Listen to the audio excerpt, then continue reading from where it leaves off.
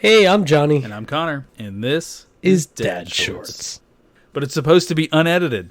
The only bit that's going to be edited. This isn't going to... No, this is going to be our season... Okay, let's start that over. This is going to be our season break filler show.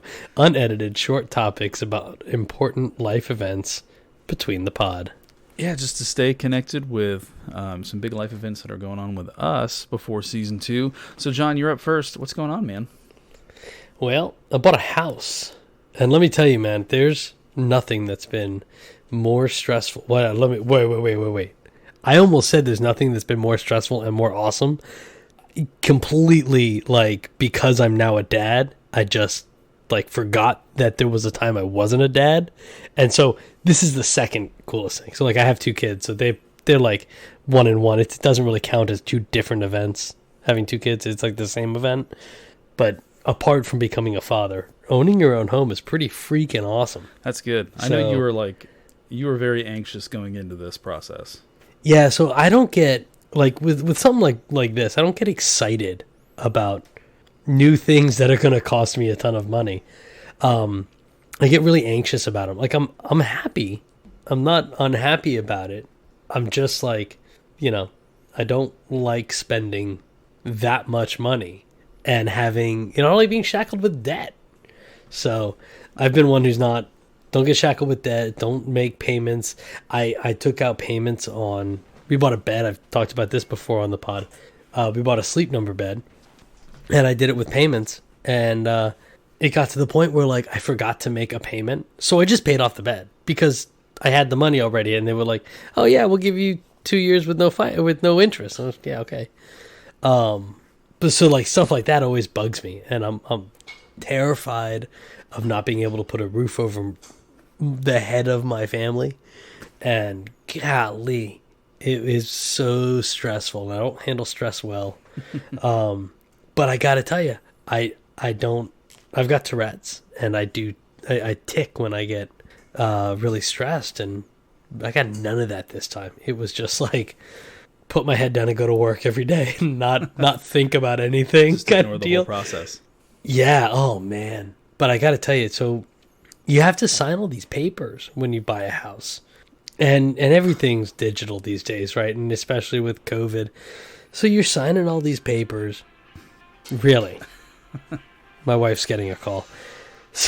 Unedited. So you sign all these, unedited, man. You sign all these papers as you get them. And then it comes to closing time, and you got to sign them all over again. It's didn't you get this the first time? Wasn't that sufficient? But whatever. So you got to sign them all again, and there's other things that you have to sign. So was it easier to read the documents in person or on the screen? On the screen, because I got time. I don't have 3 people waiting on me to sign things. Yeah. 3 other people. So my wife was there, my father, who's our real estate agent, and then the title agent, who handles the closing. So I got 3 people waiting on me. I could have taken hours reading everything, but I skimmed it, and yeah, and they're all papers that you've already read. 2 of them are just telling you oh no, it's fine, just sign it. Yeah, pretty much. and look, we talked about this. When somebody says, "Oh, it's okay, just sign it," I'm gonna read this before I put my name on it. But when my dad says, "Just sign it," I know he's got my best interest in mind. Yeah, so he doesn't want to have to bail you I'm a out. little. right. So I'm a little more willing to just go with it in that case. But there were other things, just like specifics that I wanted to read through. Because there are not every once in a while, there are going to be some documents you didn't have before closing. So your final mortgage agreement, that all is going to be new. But once you get past that, then you move in, right? And moving is a pain in the tuchus. I hate moving. We hired movers to come in, and it rained. It rained poured right as we were done. And we even left some stuff. Unfortunately, it was my mother's house, so I just went back to get it. But we ended up leaving some things because it was pouring as we were closing up. We were almost done. We got everything but 3 boxes or something. And then we get back. Did you help the movers? Sort of. It's kind of a weird, and that was because we've had movers before. Yeah. And Oh, so you know. Yeah, you want to help, but at the same time, you just want to stay out of their way. And you're like, I'm paying these people a good amount of money to move my stuff, so I don't They have cheap. to. There's some things that I've discovered in talking with my wife. I'm not always a micromanager, but there's a lot of things that I will micromanage because I know what I want to be done and I know how I want it done. But there's a time when I need to step back. If I don't know that you know how to do what I do, then You're gonna I'm going to be on top of you. Yeah, exactly. I'm going to say, hey, wait, try doing it this way instead. And when you're my wife and I keep saying, hey, try this instead. Hey, try this instead. At some point, you'd be like, yeah, I did that already. Right? So with the movers, I tried to step back and you guys know what you're doing. And I actually started telling them what to do a few times. I'm like, wait. You guys know what you're doing. Never mind. Mm-hmm. And had to step back. But we get back to the house. We get to the new house, move everything in. And right as we get all the stuff in, the skies just opened up. It was perfect timing.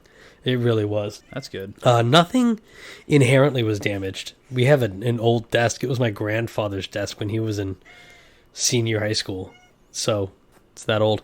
And one of the legs got damaged, but it was already damaged before, just like now it came off. So I had to fix that. Not a big deal.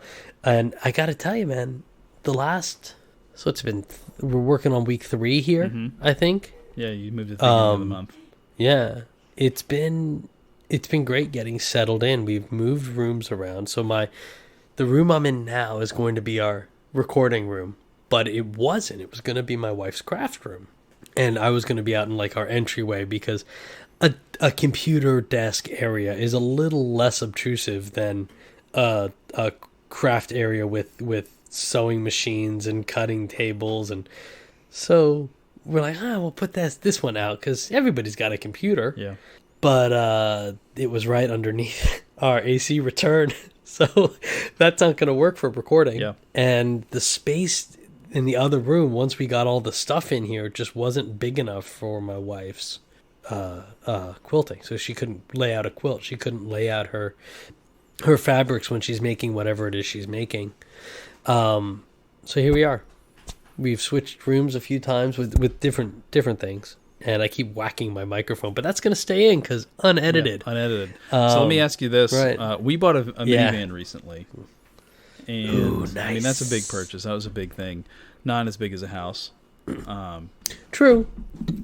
But it's been kind of weird because we haven't had to make payments on it yet. The agreement that we got with you have to cut out at least all these big blocks of silence where I'm trying to remember the words. Velocity, the credit union. The agreement we had with the credit union, They gave us 3 months of no payments. So we bought it in the beginning of June, and we don't have to pay it until the beginning of September. I think August. That's got to be terrible. I think August 31st is the first one, but there's this big gap where we're not paying.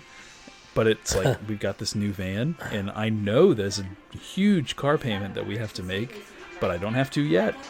What? 772 number, or 727. Apparently, it was my phone that was ringing, not my wife's. Oh. My work phone. Anyways, sorry. So you got this big payment looming over you. I'm sorry. Well, I was wondering and it's just going to be one monthly payment. Yeah, it's just going to be a monthly payment. Yeah, just okay. knowing we have this card that we haven't even started paying for yet. I wondered if it was similar, once you got in the house and now you just have, you have this big house payment, this big mortgage that's now got your name on it. So let me tell you what. Our house payment is more than I want to pay. And it doesn't mean that it's too much. It just means I would love for my mortgage payment to be under $1,000. And I think everybody who's ever paid for a place to live has thought the same thing.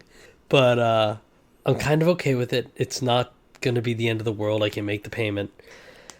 But so here's where my dilemma comes in. And on one hand, I'm super stressed about making this first payment. And my wife is like, hey, let's get this. Let's get that. Oh, we need a new dresser because we don't have a dresser. We need a storage unit for this, and we need a cabinet for there, and this and that. And it's just the bills keep piling up. And there's some things I love spending money on. I spent $300 at Lowe's and $300 at Home Depot, and then I just spent $250 today at Home Depot to buy just stuff for the house. And like I bought a weed eater, right? And I'm looking to buy a lawnmower, and because I don't have one of I didn't have those things. There's other things. I got shovels and machetes and whatnot, but there's other things that are expensive that I don't have. And I was like, yeah, cool. But with things that I need to spend money on, it's like, wait, can we don't need it right now. Can we hold off at least until we make the first payment? Because it's a big chunk of money. Mm-hmm. And I'd just rather get that passed and not have to worry about it. You just want to see how it's going to affect your bank account. Yeah. And, I've been thinking about it a lot lately because what else have I got to think about? My dad was telling, we have a 29-year mortgage, which is super weird. That is weird. But yeah, it's usually 30 or 15 years. So ours is 29 years, and we were able to get a lower interest rate for that. I don't know why, but that's what our mortgage writer said, and he was great. Yeah. So, you know what? That's his job. I trust him. I mean, that makes sense. To at least having the shorter term, you'd get a lower interest rate because you're not borrowing the money as long. Yeah, but it's just a year. So I was like, okay. But because that's what I would think too. It's like, yeah, it's a shorter, but it's only a year. So anyway, I was talking with my dad, and he says, okay, in general, you're going to have a 30-year mortgage.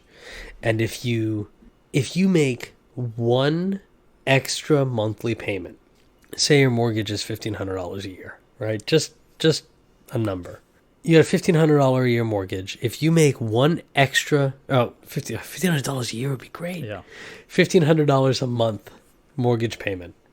You make one extra payment. So instead of 12, you make 13 payments. And that 13th payment goes just to principal. Mm-hmm. You'll cut your, he was over exaggerating. He said you'll cut your mortgage in half.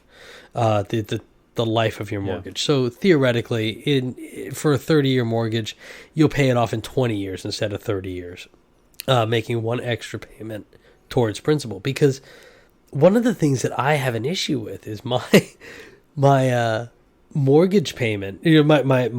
My house was so much money, and then even at a low interest rate, I'm paying almost 90% interest. Like over 30 years, not right away. Mm-hmm. It's almost by the time you've made a 30-year mortgage, if you've paid off your 30-year mortgage, you've paid twice as much for your house as you planned. So that's kind of where I'm at. I'm looking at doing just a single payment today, though. You gotta start small. Actually, it is amazing. Like I'm looking at it more in terms of like credit card debt and stuff like that. That's where we are. Oh man. But just how fast it racks up. Like we looked at our finances through Mint to see where our money was going, just to see where it's all going. And our biggest chunk of change was going to interest. Like our interest on our credit cards was more money than anything else that we spent money on. Wow. That's amazing. 'Cause, I mean, for me, it's going out because we don't go out a ton, but we do go out occasionally. And before we bought a house, it may have been once a week, usually twice a month, maybe. And then, but we haven't really gone out at all since we bought the house, except for a vacation. We did vacation we already had planned. Yeah. But other than that, it's just, I don't know. Going out has been our biggest expense for sure. So. Yeah, this coronavirus thing, that's the one bonus, the one plus is I'm not spending as much money. Yeah. Hey, you know what? Sugar-free Haribo gummy bears. Isn't that what Haribo? Close enough. Yeah, whatever. Haribo, whatever. Gummy bears. Sugar-free gummy bears. Haribo sugar-free gummy bears, man. That'll keep you inside. So what is the most expensive thing you've bought for the house so far? The single most expensive item I've purchased was a weed eater so far. Because I didn't have one. I bought a brand new Echo weed eater because if you go to buy a used weed eater, somebody's probably selling it because they can't get it started. Which, if I can get it for $50, it's a deal because I can rebuild that motor, that carburetor, because it's usually the carburetor that's gone bad, that gummed up. But I just bought a new one because why not? And I haven't used it yet, so I may take it back. We'll see. But the second thing I bought today, I actually was on the phone with you about, was that this big husky shelving unit. It was $170, and it's big and red, so it's pretty. But it fits perfectly in the corner of our garage, and we can put all of our crap on it.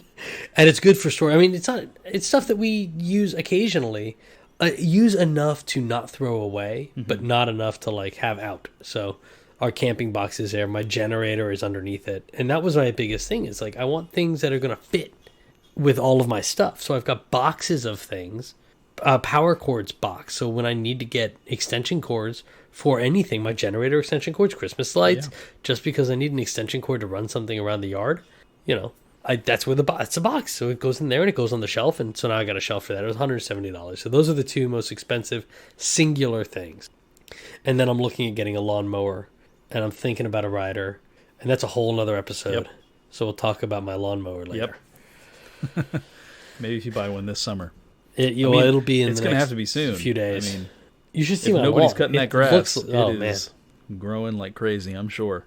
It looks good, actually. I mean, it's long, but it looks good.